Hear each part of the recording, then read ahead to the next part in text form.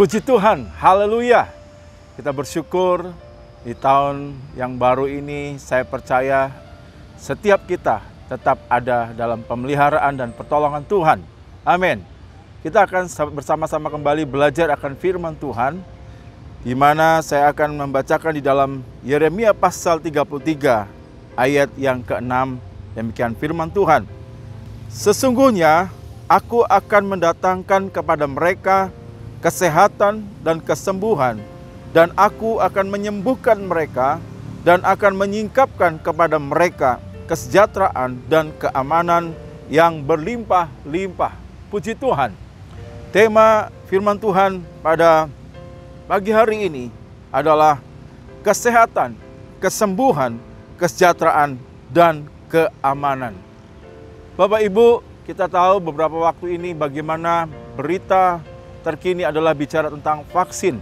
Dan puji Tuhan, Bapak Presiden Jokowi sudah mendatangkan vaksin COVID-19 ke Indonesia. Tinggal menunggu beberapa pengujian sehingga vaksin ini bisa digunakan. Tetapi biarlah pagi hari ini saya mengajak kepada kita semua. Memang vaksin, obat-obatan apapun bisa menjadi sarana untuk mendatangkan kesembuhan, untuk mendatangkan kesehatan. Tetapi lebih daripada itu, lewat firman Tuhan pagi hari ini, kita percaya bahwa kebenaran itu lebih tinggi nilainya daripada fakta. Saya mengajak kepada kita semua, lebih daripada harapan kita kepada vaksin yang sudah disiapkan oleh pemerintah. Tetapi bila lewat firman Tuhan pagi hari ini, di mana firman Tuhan mengatakan, sesungguhnya aku akan mendatangkan kepada mereka kesehatan, kesembuhan, kesejahteraan, dan keamanan yang berlimpah-limpah.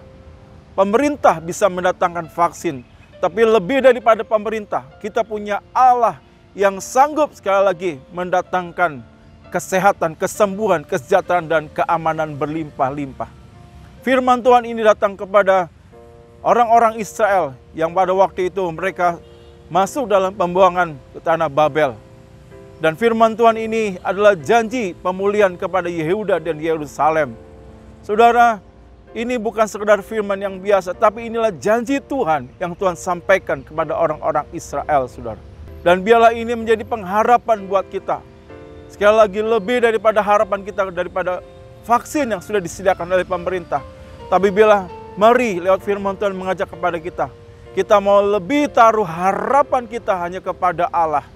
Dan firman Tuhan menjanjikan bahwa Allah sanggup mendatangkan kesembuhan, kesehatan, kesejahteraan, dan keamanan yang berlimpah-limpah.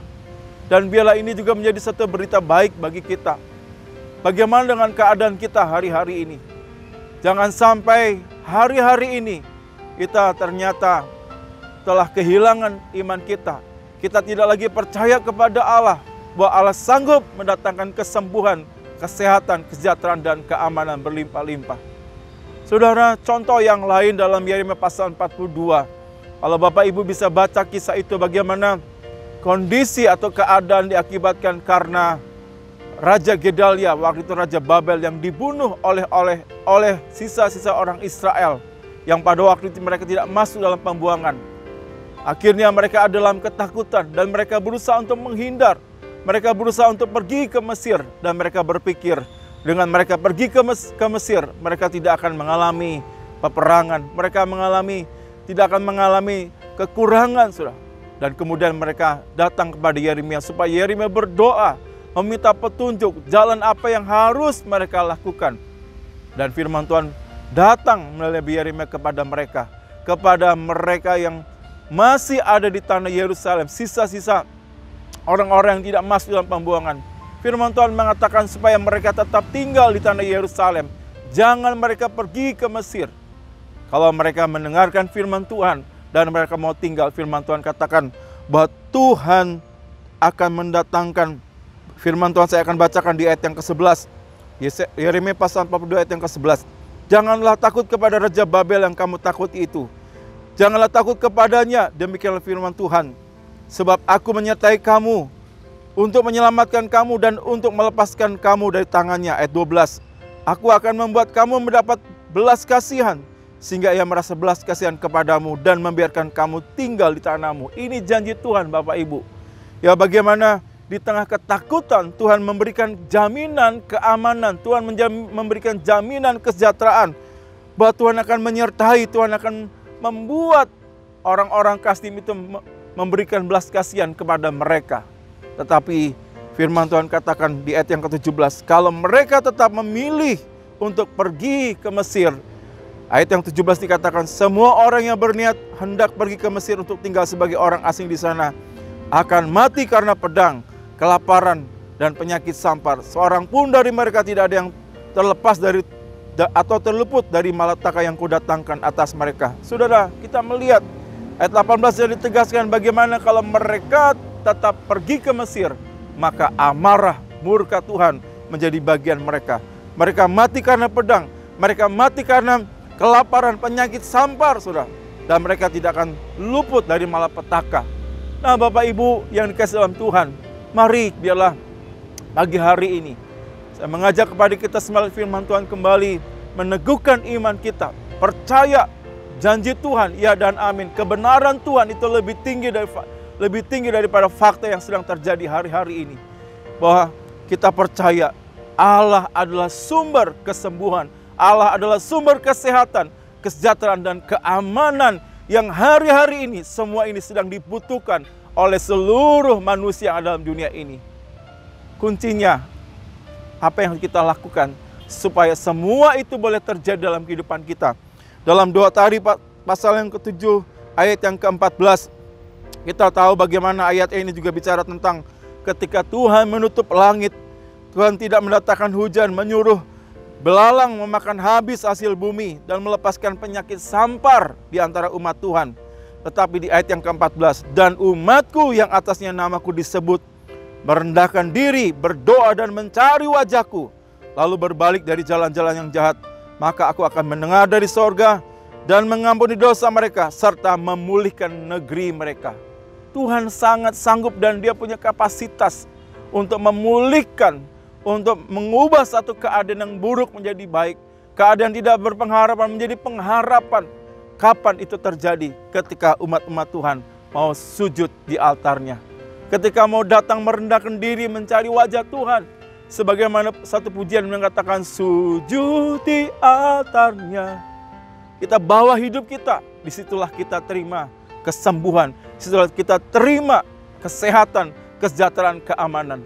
Jadi Bapak Ibu, mari hari-hari ini bawalah hidup kita untuk lebih melekat kepada Tuhan, untuk lebih merendahkan diri, mencari hadirat-Nya, lebih kita beribadah kepada Tuhan, saudara. Kalau di tengah-tengah ketakutan hari-hari ini banyak orang tidak mau beribadah, tetapi mari kalau Bapak Ibu bisa beribadah dengan sungguh-sungguh, dengan segenap hati. Yoel katakan pasal 2, ya ketika Tuhan juga mau memulihkan tahun-tahun yang sudah hilang. Tuhan tidak mau, bagaimana firman Tuhan katakan, bukan pakaian yang dikoyakan, tetapi hati yang dikoyakan. Hati yang benar-benar mencari wajah Tuhan. Para hamba-hamba Tuhan menangis dalam pelataran Tuhan. Benar-benar merindukan jamahan kuasa Tuhan. Kita melihat juga dalam perjanjian baru, bicara tentang wanita yang mengalami 12 tahun pendarahan.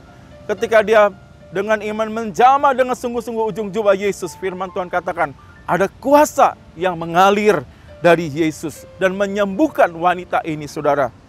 Saya bacakan juga dalam Lukas pasal yang ke-6, ayat yang ke-17. Lalu ia turun dengan mereka dan berhenti pada satu tempat yang datar. Di situ berkumpul sejumlah besar dari murid-muridnya dan banyak orang lain yang datang dari seluruh Yudea dan dari Yerusalem dan dari daerah pantai Tirus dan Sidon. Mereka datang untuk mendengarkan dia dan untuk disembuhkan dari penyakit mereka. Juga mereka yang dirasuk oleh roh-roh jahat beroleh kesembuhan. Dan semua orang banyak itu berusaha menjamah dia karena ada kuasa yang keluar daripadanya. Dan semua orang itu disembuhkannya. Yang percaya katakan amin. Saudara, kita melihat Yesus juga bukan saudara pribadi yang biasa. Dalam ayat yang kita baca, banyak orang datang kepada Yesus dari berbagai daerah. Mereka percaya di dalam diri Yesus, dalam pribadi Yesus, sanggup mendatangkan kesembuhan. Ada kuasa dalam diri Yesus yang keluar Dan dikatakan ketika hal itu terjadi, firman Tuhan katakan semua orang itu disembuhkannya. Allah sanggup menyembuhkan, Allah sanggup memberikan kesehatan, keamanan, kesejahteraan dalam kehidupan kita. Itu sebabnya mari Bapak Ibu Saudara hari-hari ini bangkitkan iman kita. Di tahun yang baru ini Tuhan memberikan pengharapan kepada kita. Sekali lagi, Allah tetap yang tidak pernah berubah dulu, sekarang, bahkan sampai selama-lamanya. Dialah sumber yang kita butuhkan hari-hari ini. Allah sanggup mendatangkan kesehatan, kesembuhan, kesejahteraan, keamanan berlimpah-limpah yang kita perlukan hari-hari, asal kita mau datang kepadanya. Sujud di bawah kakinya, bawa hidup kita di altarnya, bawa hati kita ke hadiratnya. Kita benar-benar merindukan hadiratnya. Di dalam hadiratnya kita disembuhkan, dipulihkan, saudara. Mari, kalau kita diberikan kesempatan beribadah, beribadahlah dengan sungguh-sungguh. Bawa hati kita yang hancur, bawa hati kita yang benar-benar merindukan jamahan Tuhan. Kita mau sungguh-sungguh jamaah Yesus, maka kuasanya saya percaya masih berlaku sampai hari ini. Kuasanya masih terjadi sampai hari ini. Dan kuasanya mau menyembuhkan setiap kita yang mau percaya kepada namanya. Dan kiranya hari-hari ini, di tengah kondisi situasi yang hari-hari ini sedang terjadi, Tuhan mau supaya kita hari-hari ini datang kepadanya, merendahkan diri mencari wajah Tuhan. Puji Tuhan, biarlah firman Tuhan menjadi kekuatan, membangkitkan iman kita untuk percaya bahwa Dia adalah Allah, sumber segala apa yang kita butuhkan. Allah sanggup mendatangkan apa yang kita perlukan dalam kehidupan kita. Mari kita berdoa. Tuhan, terima kasih. Kami bawa hati kami, Tuhan. Kami bawa hidup kami di altar-Mu, Tuhan. Di atas mezbah-Mu, kami bawa hidup kami, Bapa. Kami percaya, Tuhan, pagi hari ini tidak ada Allah lain yang kami sembah. Hanya Engkau-lah, Tuhan, sumber yang kami rindukan, kami perlukan. Dialah pagi hari ini hati kami berpaut kepada Engkau. Engkau sanggup mendatangkan kesembuhan. Engkau sanggup mendatangkan kesehatan. Engkau sanggup memberikan kesejahteraan, bahkan keamanan yang berlimpah-limpah. Engkau melihat umat-umat-Mu hari-hari ini. Di tengah kondisi situasi yang sedang mereka alami. Kalau mereka dalam masa karantina, mereka mungkin hari-hari ini rasanya terkucilkan. Mereka tidak ada pengharapan. Kami percaya Tuhan saat ini Tuhan hadir atas mereka. Tuhan menjamah memberikan pengharapan di dalam Engkau. Tuhan, kami percaya pagi hari ini mereka boleh alami kuasa Tuhan, mengalami jamahan Tuhan, yang sakit disembuhkan, yang lama dikuatkan. Kami boleh melihat yang bimbang diteguhkan. Kuasa Tuhan sedang bekerja dan terus bekerja dan sanggup bekerja dalam kehidupan kami yang percaya kepadamu.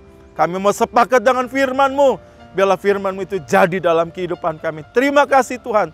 Terpujilah nama-Mu Bapa. Memberkati pemerintahan yang ada dalam melaksanakan vaksin ini, Tuhan, juga kawal dengan anugerah-Mu, Tuhan. Tolong setiap yang terkait sehingga pelaksanaan vaksin ini boleh berjalan baik, lancar juga oleh karena pertolongan Tuhan.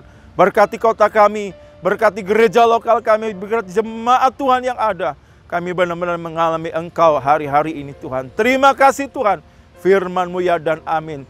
Janji pemulihan itu terjadi juga atas kami, atas keluarga kami, atas gereja kami, kota kami, dan bangsa kami. Terpujilah nama-Mu Tuhan. Kami sudah mendengar firman-Mu dan kami naikkan doa ini. Dan kami naikkan dengan perucapan syukur di dalam nama Tuhan Yesus Kristus. Haleluya. Amin.